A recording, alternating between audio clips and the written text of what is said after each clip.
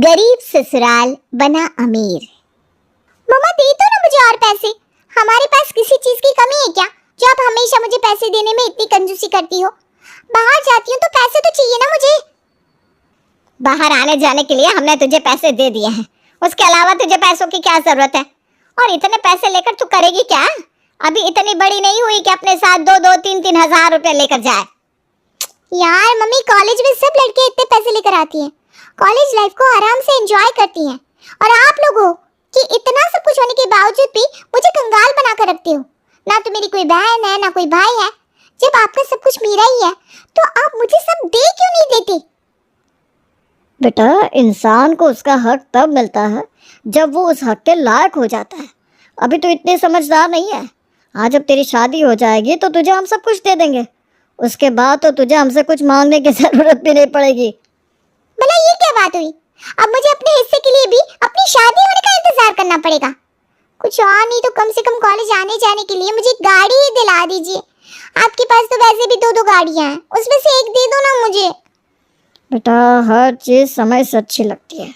अभी तो कॉलेज में पढ़ने जाती है ना, तो तुझे गाड़ी की क्या ज़रूरत है? कॉलेज जाने के लिए मेट्रो है, बस है। अगर तुझे और आराम चाहिए तो ऑटो रिक्शा भी है। इतने पैसे तो हम तुझे देते हैं कि तू ऑटो रिक्शा से कॉलेज आ जा सके। कोई मेरे बारे में क्या सोचेगा? इसके पापा इतने अमीर हैं, घर में दो दो गाड़ियां खड़ी हैं, इसके बाद भी लड़की ऑटो में कॉलेज जाती है। अरे आपको पता है, आपकी कंजूसी की वजह से मेरी सारी फ्रेंड्स मेरा मजाक उड़ाती हैं। बेटा, तो चाहे कुछ भी बोल ले, लेकिन तेरी शादी से पहले हम तो तुझे कुछ देने वाले नहीं हैं। अभी जो जितना मिल रहा है उसमें खुश रहे, वरना बाय, चलती हूँ। शनाया कॉलेज पहुंचती है। आ गई तू फिर से इस खटारा में बैठकर। अरे मुझे तो समझ में नहीं आता, आखिर तेरे घर वाले इतना पैसा लेकर जाएंगे कहाँ? बेचारी बच्ची को थोड़ा सा भी सुख नहीं देते। अरे जाने दो ना यार, सुबह सुबह इसी बात पर उनसे बहस करके आई हूँ। चलो हम क्लास में चलते हैं। कौन सी क्लास? आज कोई क्लास नहीं है। खन्ना आए नहीं और खुराना मैम की तबीयत खराब हो गई है, और फर्स्ट लेक्चर तो आप पहले ही मिस कर चुकी हो, तो आज कोई क्लास नहीं है। क्या तुम लोग मुझे पहले नहीं बता सकते थे? पता हो तो मैं कॉलेज ही नहीं आती। अरे अब आ गई है कॉलेज तो चलना कहीं घूमने चलते हैं। वैसे भी हम लोग इतने दिनों से कहीं घूमने नहीं गए। एक काम करते हैं, यहाँ पास में एक नया वाटर पार्क खुला है तो वहाँ चलते हैं। वैसे भी बहुत गर्मी है। Water park? और तुझे लगता है मेरे घर वाले मुझे इतने पैसे देते हैं कि मैं वाटर पार्क की टिकट खरीदूं? अरे यार, तेरे ऊपर ना मुझे बहुत तरस आता है। वैसे वाटर पार्क की टिकट 1500 की है, तो तेरी टिकट मैं ले लूँगी, तो मुझे बाद में पैसे रिटर्न कर देना। अरे नहीं नहीं नहीं, रहने दे। यहाँ पर आने जाने का किराया मिल जाता है, वही बहुत बड़ी बात है। वरना मेरे घर वाले मुझे इतना समझदार भी नहीं समझते कि मैं किराए के पैसे संभाल पाऊँ। तुम लोग जाओ वाटर पार्क, मैं चली घर।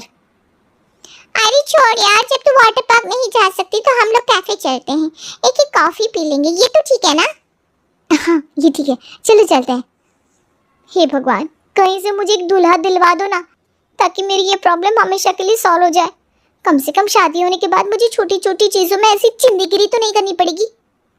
तो तथास्तु बालिके, भगवान तुम्हारी प्रार्थना जल्दी ही सुनेंगे। तीनों हंसती हुई कैफे में कॉफी पीने के लिए चली जाती हैं। तभी कॉफी पीते हुए साक्षी की नजर बाहर पड़ती है, जहां एक लड़का गाड़ी धो रहा था। अरे शनाया, वैसे तेरी शादी होने में तो अभी बहुत टाइम है, तो किसी को पैसे देकर अपना हस्बैंड क्यों नहीं बना लेती? सारा तमाशा तो पैसों का ही है। अगर मुझे पैसे मिलते तो हस्बैंड की जरूरत क्यों पड़ती? अरे तू समझी नहीं, मेरा मतलब है तू किसी से झूठी शादी करके उसे अपने मम्मी पापा के सामने ले जा। अब एक बार शादी होने के बाद उन्हें तुझे एक्सेप्ट तो करना ही पड़ेगा, और एक बार उनकी नजरों में तेरी शादी हो गई तो सब कुछ तेरा ही है। वो देख, बाहर वो लड़का गाड़ी धो रहा है ना, उसे पक्का पैसों की जरूरत होगी, तो तू उससे बात कर। क्या पता वो तेरा हस्बैंड बनने के लिए मान जाए। नहीं तो क्या, वैसे भी एक गाड़ी धोने वाले को जब तेरे जैसी वाइफ मिलेगी तो वो मना तो नहीं करेगा। वैसे दिमाग तो बहुत अच्छा लगाया तुमने, एक बार जाकर ट्राई करती हूँ। शनाया बाहर उस लड़के के पास उससे बात करने जाती है और उसे झूठी शादी के लिए एक ऑफर देती है।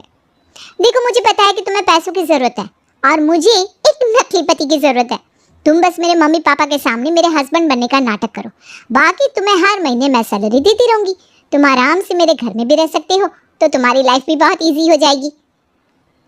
वैसे मुझे कोई प्रॉब्लम नहीं है। अगर मुझे मेरे काम की सैलरी मिलेगी तो मैं तुम्हारा नकली हस्बैंड बनने के लिए रेडी हूँ। ये हुई ना बात, तुमने तो मेरी सारी प्रॉब्लम ही सॉल्व कर दी। चलो अब चल कर ना हम पति पत्नी बन जाते हैं। घर वालों को भी तो लगना चाहिए ना कि हमने सचमुच में शादी की है।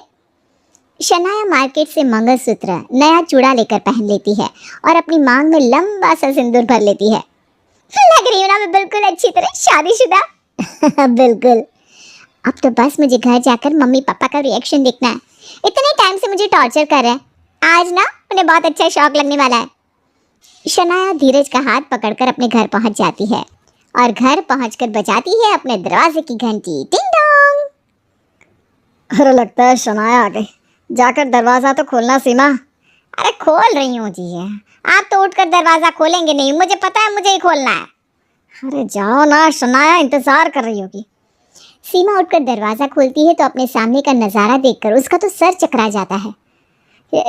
ये कौन है? तेरी मांग में ये सिंदूर, गले में मंगलसूत्र और हाथ में ये चूड़ा, क्या है ये सब? अरे इधर आइए जी, ये देखिए तो क्या हो रहा है। अरे माँ, पापा को यहाँ बुलाकर उन्हें तकलीफ क्यों दे रही हो? हम दोनों खुद ही अंदर आ जाते हैं। आ जाओ राघव, अब हम अंदर चलते हैं और सबसे पहले मम्मी पापा का आशीर्वाद लेते हैं। उनके आशीर्वाद के बिना तो हमारी शादी अधूरी है ना। शादी कैसी? किसने की शादी? हमने की पापा। मैं और राघव इतने टाइम से एक दूसरे से बहुत प्यार करते थे, लेकिन मुझे पता था जब तक मेरी मास्टर्स नहीं हो जाएगी और उसके बाद भी जब तक मैं अपनी पीएचडी नहीं कर लूँगी तब तक आप मेरी शादी नहीं करवाओगे। पर अब ना हम दोनों ज़्यादा टाइम तक अलग नहीं रह सकते थे और राघव की मम्मी की तबीयत भी बहुत ख़राब थी, तो हमने सोचा जितनी जल्दी हो उतनी जल्दी शादी कर लेते हैं। वो कहते हैं ना पापा, काल करे सो आज कर, आज करे सो अब, पल में प्रलय होएगी तो। अरे प्रलय तो तूने हमारी जिंदगी में ला दी। पता नहीं ये किससे शादी करके हमारे घर लेकर आ गई। अरे पहले इसे खानदान वालों को तो जानते हैं, उसके बाद अगर हमें पसंद आता तो हम इससे तेरी शादी करवा देते। इस खानदान वानदान में कुछ नहीं रखा पापा। अगर मैंने किसी को पसंद किया है तो वो अच्छा ही होगा। अच्छा आप ये सब छोड़िए, हम बहुत थक गए हैं, हमें आराम करना है। ये सब तो ठीक है, लेकिन ये जानता है ना कि हमें घर जमाई चाहिए, हमारी संपत्ति को संभालने वाला। तो और कोई तो है नहीं। अब तुम्हारी शादी हो गई है तो सब तुम्हें ही संभालना है और हमारे बुढ़ापे में हमारा ख्याल भी तुम दोनों को ही रखना है। अगर इसे ये सब मंजूर है तो ही हम इसे अपना दामाद बनाएंगे। बिल्कुल। अच्छा अब बहुत सवाल जवाब हो गए, चलिए हम रेस्ट करने चलते हैं अगले दिन। शनाया बेटा, जैसा कि मैंने तुमसे कहा था, तुम्हारी शादी के बाद मैं सब कुछ तुम्हारे नाम पर कर दूँगा। तो आज से बिजनेस भी तुम्हें संभालना है। ये हमारे नए क्लाइंट्स की फाइल है, इसे ज़रा ध्यान से पढ़ लेना। और कुछ टाइम से हमारा प्रॉफिट भी कम हो रहा है, तो उसके लिए भी कुछ सोच लेना। अच्छा एक बार मुझे फाइल दिखाना तो मैं भी डिटेल्स पढ़ लेता हूँ। क्या? अरे तुम डिटेल्स पढ़कर क्या करोगे? वैसे भी बिजनेस से तुम्हारा दूर दूर तक कोई लेना देना नहीं है, तुम रहने दो, ये सब कुछ मैं देख लूँगी। देखो बेटा, तुमने मेरी बेटी से शादी ज़रूर की है, लेकिन हमारे बिजनेस के बीच में बोलने का तुम्हें कोई हक नहीं है। ये सब कुछ मेरी बेटी का है, तुम्हारा नहीं, इसलिए तुम इसके बीच में ना बोलो तो ये अच्छा रहेगा। वो तो मैं बस ऐसे ही पढ़ रहा था, बाकी मैं जानता हूँ कि ये सब कुछ शनाया का ही है। राघव को शनाया और उसके पापा की बात दिल पर लग जाती है, लेकिन वो फिर भी उनको कुछ नहीं कहता। कुछ दिन बाद, अच्छा हुआ मैंने तुमसे शादी करने का डिसीजन लिया, कम से कम मुझे पापा ने ये गाड़ी तो दे दी, वरना मैं अभी भी ऑटो से ही कॉलेज जा रही होती। अच्छा तुम्हें भी तो बाहर जाना था ना, चलो तुम्हें ड्रॉप कर देती हूँ। वैसे अगर तुम बुरा ना मानो तो क्या एक दिन के लिए मैं तुम्हारी गाड़ी चला सकता हूँ? आज मेरा ड्राइव करने का बहुत मन कर रहा है। माफ़ करना, लेकिन मैं तुम्हें ये गाड़ी देकर अपनी गाड़ी का हुलिया नहीं बिगाड़ना चाहती। तुम कभी इतनी महंगी गाड़ी में बैठे भी हो जो इसे चलाने की बात कर रहे हो? अगर गलती से तुमने इस गाड़ी को कहीं ठोक दिया ना तो तुम्हारे पूरे महीने की सैलरी से भी तुम इसे ठीक नहीं करवा पाओगे। मैं तुम्हें अपनी गाड़ी में बैठने दे रही हूँ ना, वही तुम्हारे लिए बड़ी बात है। कहाँ तुम गाड़ी को साफ करने वाले और कहाँ मैं तुम्हें इस गाड़ी में बिठा रही हूँ। चलो बैठो अंदर, मुझे कॉलेज के लिए देर हो रही है। नहीं रहने दो, वैसे भी मुझे जहाँ पर जाना है वहाँ पर जाने के लिए भी थोड़ा टाइम है, तो मैं बाद में चला जाऊँगा। ठीक है, अगर किराया लेना हो तो मेरे कमरे से ले लेना। वैसे भी अब तुम्हारे दूसरे महीने की सैलरी देने का टाइम आ गया है, तुम्हारे पास पैसे खत्म हो गए होंगे ना, तो ले लेना, चलती हूँ मैं। शनाया की बात से राघव का दिल टूट जाता है। कुछ दिन बाद आजकल गंगानगर में प्रॉपर्टी के दाम गिर गए। सोच रहा हूँ वहाँ पर ज़मीन खरीद लूँ। तुम क्या कहती हो शनाया? अगर आपको ठीक लगता है तो खरीद लीजिए ना पापा। ऐसे भी मुझे प्रॉपर्टी के बारे में ज़्यादा नॉलेज नहीं है। प्रॉपर्टी वगैरह के बारे में तो आप ही ज़्यादा जानते हो, तो आपको ठीक लगे तो खरीद लो। अरे नहीं नहीं, गंगानगर में प्रॉपर्टी खरीदने का अभी कोई फ़ायदा नहीं है। वैसे भी वहाँ पर कई सालों तक डेवलपमेंट का कोई चांस नहीं है। अगर आपको प्रॉपर्टी में इन्वेस्ट करना है तो ऋषिनगर में प्रॉपर्टी खरीदिए। पिछले कुछ सालों में वहाँ पर काफ़ी डेवलपमेंट हुई है। अभी ज़्यादा लोगों ने वहाँ पर प्रॉपर्टी खरीदी नहीं है, इसलिए प्रॉपर्टी के रेट भी ठीक है। अगर आप वहाँ प्रॉपर्टी खरीदोगे तो आने वाले टाइम में आपको बहुत प्रॉफिट होगा। बेटा लगता है शायद तुम्हें किसी ने सिखाया नहीं कि जब तक तुमसे किसी बारे में पूछा ना जाए तुम्हें अपनी राय नहीं देनी चाहिए। मैंने तुम्हें पहले भी समझाया था ना कि बेशक तुम मेरी बेटी के पति हो, हमारे दामाद हो, लेकिन हमारे घर के फैसलों के बारे में बोलने का तुम्हें कोई अधिकार नहीं है। तुम घर जमाई हो, घर जमाई बनकर रहो, अपना कायदे में रहो। अरे क्या आप लोग भी यहाँ पर ये बातें लेकर बैठ गए? ये सारी बातें बाद में करना, अभी चलकर पहले खाना खा लीजिए, खाना ठंडा हो रहा है। राघव बेटा चलो तुम भी खाना खा लो। नहीं मम्मी जी, मुझे भूख नहीं है, आप लोग खा लीजिए। अरे मम्मी उसे भूख नहीं है तो जाने दो ना। मुझे भूख लगी, आप जल्दी से मेरे लिए खाना लगा दो। राघव को उनकी बातों का इतना बुरा लगता है कि वो बिना खाए कमरे में चला जाता है। कुछ देर बाद शनाया डिनर करके कमरे में आती है। ये लो तुम्हारी सैलरी। राघव पैसे लेकर अपने पास रख लेता है। अरे अब तो तुम्हें तुम्हारी सैलरी भी मिल गई, तो फिर मुंह क्यों फुला कर रखा है? क्या बात है, ये सैलरी तुम्हें कम लग रही है क्या? राघव शनाया की बात का कोई जवाब नहीं देता। अरे क्या हो गया? तुम्हें मैंने हायर किया है, तुम मेरे कोई सचमुच के पति नहीं हो जिस तरह मुंह फुलाकर बैठे हो। देखो शनाया, भले ही तुमने मुझे सैलरी पर हायर किया है, लेकिन मैं भी एक इंसान हूँ और मेरी भी अपनी एक सेल्फ रिस्पेक्ट है। ठीक है, अगर तुम लोगों को मेरा ओपिनियन नहीं लेना तो मत लो, लेकिन इस तरह इंसल्ट करने का क्या मतलब है? देखो राघव, मुझे लगता है कि मुझसे ये झूठी शादी करके तुम अपनी असलियत भूल गए हो। ये मत भूलो कि तुम बस एक गाड़ी साफ करने वाले हो और तुम मेरे घर में एक घर जमाई हो। और घर जमाई की क्या इज्जत होती है वो तो तुम अच्छी तरह जानते होगे। तो तुम आखिर इज्जत चाहते ही क्यों हो? तुम यहाँ पर पैसे के लिए आए हो और वो तुम्हें मिल रहा है। तुम्हारा सारा खर्चा उठा रही हूँ ना मैं। तुम्हारे रहने का, खाने का, कपड़ों का, हर चीज़ का खर्चा मैं कर रही हूँ। तो तुम्हें इससे ज़्यादा और क्या चाहिए? हाँ, और अगर तुम्हें ये सैलरी कम लग रही है तो बता दो, मैं ज़्यादा पैसे दे दूँगी। रुको। शनाया अपनी अलमारी से एक नोटों की गड्डी उठाकर लाती है और राघव के सामने रख देती है। क्या है ये सब? देखो, अब इस तरह भोले बनने का ड्रामा मत करो। अच्छी तरह जानती हूँ तुम ये बेइज्जती और इज्जत का ड्रामा सिर्फ और सिर्फ पैसों के लिए कर रहे हो। तो ये लो, ये रहे तुम्हारे पैसे। देखो अब तुम कुछ ज़्यादा ही कर रही हो। मुझे तो समझ में नहीं आता तुम्हारी प्रॉब्लम क्या है। तुमसे शादी करने से पहले तुम्हें सब बताया था ना। उसके बाद भी न जाने तुम मुझसे क्या एक्सपेक्ट कर रहे हो। पैसे दे रही हूँ तो खुश रहो ना। अरे पैसा पैसा पैसा बहुत हो गया। तुम्हें क्या लगता है इंसान के लिए पैसों से ज्यादा और कुछ भी मायने नहीं रखता?